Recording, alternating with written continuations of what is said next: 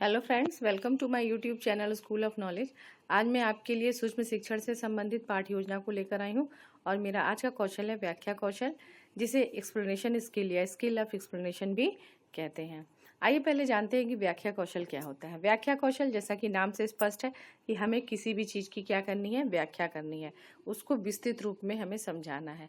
लेकिन विस्तृत रूप को समझाने के लिए हमें पहले उसके लघु रूप में जाना पड़ेगा।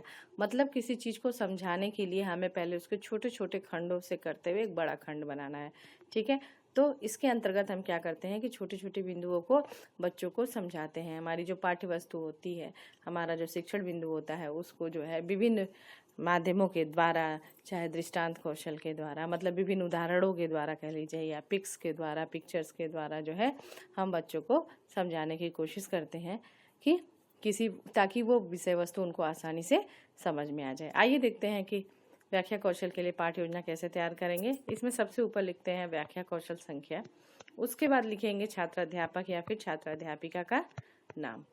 ठीक है, विद्यालय का नाम नहीं लिखते हैं, क्योंकि जो इस तरह का सूक्ष्म शिक्षण से संबंधित पाठ्य योजना का जो शिक्षण कार्य होता है वो आपके अपने विद्यालय में होता है, और जो स्टूडेंट होते हैं वो आपके अपने सहपाठी होते हैं, जो आपकी शिक्षण कार्य की जांच भी करते हैं। तो एक तरह से वो आपके साथ सहपाठी तथा शिक्षक दोनों का ही कार्य करते हैं। उसके बाद जो है हम एक टेबल बनाते हैं, जिसके अंतर्गत इन 6 बिंदुओं को लिखा जाता है। जिसमें पहला बिंदु होता है दिनांक।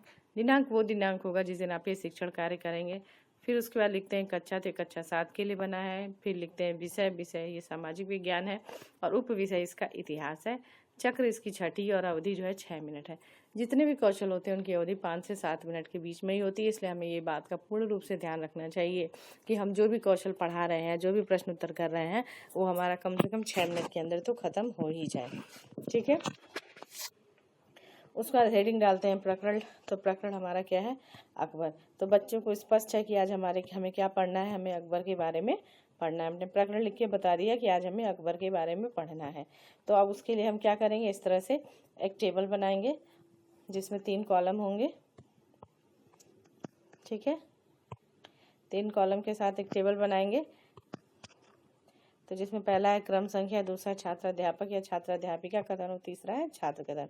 फिर इसमें हम शिक्षिका प्रश्न करती है कि बताओ बच्चों, आप अकबर के बारे में क्या जानते हो। तो बच्चे अपने अपने संभावित आंसर देंगे। जब संभावित आंसर देंगे तो वो क्या हो गया, प्रश्न समस्यात्मक हो गया। जब समस्यात्मक हो जाता है तो शिक्षिका क्या करती है, व्याख्या देती है या उसका स्पष्टीकरण देती है। ठीक है, तो हमारा है अकबर के बारे में आप क्या जानते हैं, यानी कि अकबर के बारे में बताना है कि अकबर कौन था, कब पैदा हुआ, कैसे पैदा हुआ, उसके माँ बाप कौन थे, ये सब चीज़ों की डिटेल देनी है, उसका जीवन परिचय देना है। तो आइए देखते हैं। तो इसके अंतर्गत शिक्षिका लिखती है कि अकबर का पूरा नाम जलालुद्दीन मोहम्मद अकबर था। उसके पिता का नाम हुमायूं तथा माता का नाम हमीदा बानो बेगम था।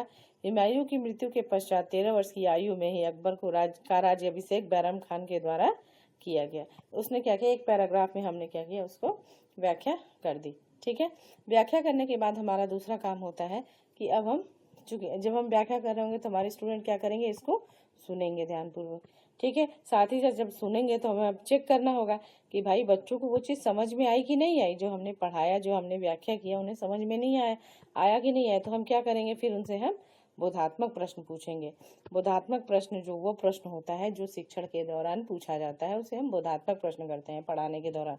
तो इसमें शिक्षिका प्रश्न करती है कि अच्छा बच्चों बता, अकबर का पूरा नाम क्या था। तो बच्चे क्या जवाब दे देंगे कि जलालुद्दीन मोहम्मद अकबर था। फिर दूसरा प्रश्न, अपने पिता की मृत्यु के समय अकबर कितने वर्ष का था।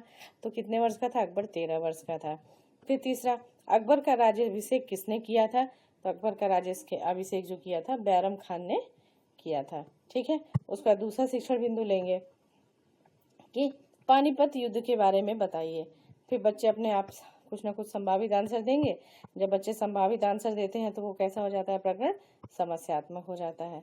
ठीक है, तो अब हम इसमें फिर क्या करेंगे, इसकी हम व्याख्या करेंगे या इसका स्पष्टीकरण देंगे कि जब अफगान के राजा के हिंदू सेनापति, अफगानिस्तान का एक राजा था जिसका जो सेनापति था वो हिंदू का या हिंदुस्तान का था, और उसका नाम क्या था, जो हिंदू सेनापति था उसका नाम क्या था, हेमू था। आगरा और दिल्ली पर अधिकार कर लिया तो पानीपत का युद्ध हुआ था। ठीक है, और उसके बाद और क्या लिखेंगे कि अपने राज्य को राजा हेमू से मुक्त कराने के लिए सन 1556 ईस्वी में पानीपत का द्वितीय युद्ध अकबर तथा हेमू के बीच हुआ था। इस युद्ध में हेमू को हराकर अकबर विजयी हुआ था। ठीक है, पानीपत के युद्ध के बारे में जानकारी दे दिया। ठीक है, पहले तो व्याख्या कर दिया, फिर से समझा दिया उसको कि जो है अकबर का युद्ध, जो अफगानिस्तान का राजा था, उसने हिंदू अपना जो उसका जो सेनापति था, हिंदू राजा था, उसका नाम हेमू था, जिसने कि राजा दिल्ली और आगरा पर कब्जा कर लिया था। तो जब अकबर को ये पता चला तो उसने क्या किया, उस पर चढ़ाई कर दी और अकबर को पानीपत के युद्ध में हरा दिया। ठीक है, और ये कब युद्ध हुआ था? 1556 ईस्वी में हुआ था। आपको इस तरह से समझा देना है। ठीक है, फिर जब समझा दिया तो उससे रिलेटेड बोधात्मक प्रश्न पूछ लिया कि बताइए कि हिंदू राजा हेमू ने कहाँ कहाँ पर अधिकार कर लिया था। तो छात्र क्या जवाब दे देंगे कि दिल्ली और आगरा पर अधिकार कर लिया था। फिर दूसरा प्रश्न पूछेंगे कि पानीपत का द्वितीय युद्ध किस सन में हुआ था? तो सन 1556 ईस्वी में हुआ था। बच्चे जवाब दे देंगे। फिर तीसरा प्रश्न पूछ लेंगे कि पानीपत के युद्ध में किस राजा की विजय हुई थी? तो किसकी विजय हुई थी? सम्राट अकबर की विजय हुई थी। तो बच्चे जवाब दे देंगे। तो इस तरह से 2 शिक्षण बिंदु ही देना है, इससे ज़्यादा नहीं देना, क्योंकि हमें ये ध्यान रखना है कि हमें 6 मिनट के अंदर जो है अपने कौशल को खत्म करना है। उसके बाद इनकेस अगर आपके पास टाइम बचता है तो आप जो पहला और दूसरा व्याख्या किया था अकबर के बारे में पूरा उनको डिटेल में समझा देंगे। जैसे कि अकबर जो है अकबर के बारे में बता दिया कि उसके बचपन का नाम जलालुद्दीन मोहम्मद अकबर था, उसके पिता का नाम हुमायूं था, माता का नाम बानो बेगम था। ठीक है, उसके बाद जो है बता दिया कि उसका राज्याभिषेक 13 वर्ष की उम्र में बैरम खान के द्वारा किया गया था। उसके बाद फिर बताया कि पानीपत का युद्ध हुआ था, जिसमें जो है राजा हेमू राजा से उसका युद्ध हुआ था। पानीपत का युद्ध 1556 ईस्वी में हुआ था, जिसमें इन्होंने ठीक है, पानीपत का युद्ध हुआ था। उसके बाद इन्होंने उसको हरा दिया था। तो ये जो चीज़ होगी आपका पानीपत के युद्ध के बारे में कहते, मतलब आपने दोनों ही जो व्याख्या किए बच्चों को फिर से एक्सप्लेन करके समझा दिया। ठीक है, ये समझाने के बाद जो है फिर आप आते हैं, ये तो आपने अपना काम कर दिया। फिर दूसरे साइड में होता है व्याख्या कौशल निरीक्षण तालिका। तो ये आपका अपना पक्ष था, आपने कर लिया। जब दूसरे साइड का जो ये निरीक्षण तालिका होती है, ये आपके सहपाठी का कार्य होता है, जो आपके साथी होते हैं। तो वो आप इस तरह से बनाएंगे, उसमें छात्र अध्यापक या छात्र अध्यापिका का नाम और प्रकरण लिख देंगे और इस तरह से एक टेबल बनाएंगे जिसमें कौशल के घटक लिखे जाते हैं। आपको एक चीज़ पता भी होगी कि जितने भी सूक्ष्म शिक्षण के घटक होते हैं उसमें सभी के अपने अपने कुछ कौशल होते हैं, और हमें जब भी लेसन प्लान बनाना है उस कौशल को ध्यान में रखकर ही बनाना चाहिए। ठीक है, तो आप अपने से भी अगर बनाना चाहें तो उस कौशलों को ध्यान में रखें, आप खुद से भी प्रैक्टिस करें तो आप बना सकते हैं। जैसे क्या, ये देखते हैं कि किस तरह से कौशल के घटक बनेंगे। तो इसमें इस तरह से हमने बना दिया है कौशल के घटक और उनका मूल्यांकन कर दिया है। उसके बाद जो है पहला कौशल के घटक है प्रारंभिक कथन का स्पष्टीकरण।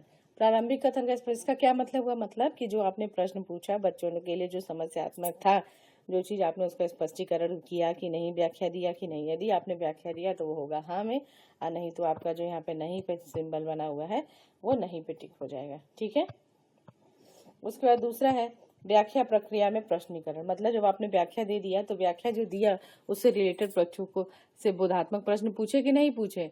तो अगर पूछे तो यहाँ पे टिक होगा, नहीं तो यहाँ टिक होगा। फिर तीसरा है व्याख्या का धारा प्रवाह। मतलब जब आप व्याख्या कर रहे थे, जब आप एक्सप्लेन कर रहे थे तो एक धारा प्रवाह थी ना, एक अच्छे सुर लय ताल में बात कर रहे थे ना। ऐसा तो नहीं कि एक लाइन बोल के आप चुप हो जा रहे थे, आप फिर याद करने लग रहे थे या बुक देखने लग रहे थे कि क्या लाइन अगली लाइन थी। तो इस तरह की चीज़ भी नहीं होनी चाहिए। अगर धारा प्रवाह बोलेंगे तो यहाँ ठीक होगा, नहीं तो यहाँ ठीक होगा।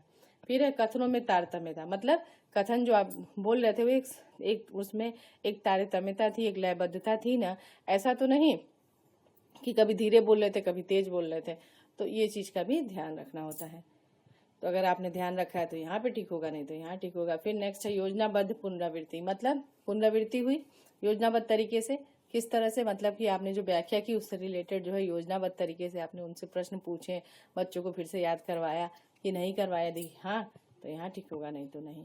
फिर छठा है मुख्य बिंदुओं की सारांश प्रस्तुति। मतलब कि जो बाद में लास्ट में जब आपका शिक्षण खत्म होने वाला था तो आपने जो है आपने दोनों पॉइंट की जो व्याख्या की थी उसका मुख्य पॉइंट जो है आपने बच्चों को फिर से बताया कि नहीं बताया। यदि बताया तो हाँ, नहीं तो यहाँ टिक होगा। इनकेस अगर आपका सारा ही हाँ वाले कॉलम में टिक हो जाता है तो ये माना जाता है कि आपका शिक्षण कार्य कैसा था, उत्तम था। और अगर आपने एक भी गलती की होगी तो आपके सहपाठी इस हिस्से में टिक कर देंगे, जिसकी वजह से माना जाएगा कि आपका उत्तम कार्य अच्छा नहीं था। आपके सहपाठी आलोचना में सुझाव देंगे, अगर उत्तम था तो यहाँ लिख देंगे कि आपका उत्तम कार्य शिक्षण कार्य उत्तम था। और नहीं है तो उसके लिए भी आपकी आलोचना करेंगे और बताएंगे कि आपके अंदर क्या क्या कमियां थी और आपको फिर से लेसन प्लान बनाने के लिए कहा जाएगा। उसके नीचे सबसे नीचे लिखा होता है हस्ताक्षर सहपाठी एवं हस्ताक्षर निरीक्षक। तो इस प्रकार हमारी पाठ्य योजना तैयार होती है। फ्रेंड्स, ये थी हमारी आज की पाठ्य योजना व्याख्या कौशल। आपको ये मेरी वीडियो कैसी लगी प्लीज़ कमेंट करके ज़रूर बताइएगा। अगर आपको अच्छी लगी हो तो प्लीज़ इसे लाइक करें, शेयर करें और मेरे चैनल को सब्सक्राइब करें। नेक्स्ट वीडियो में आपसे फिर मुलाकात होगी, तब तक के लिए आप अपना ध्यान रखें।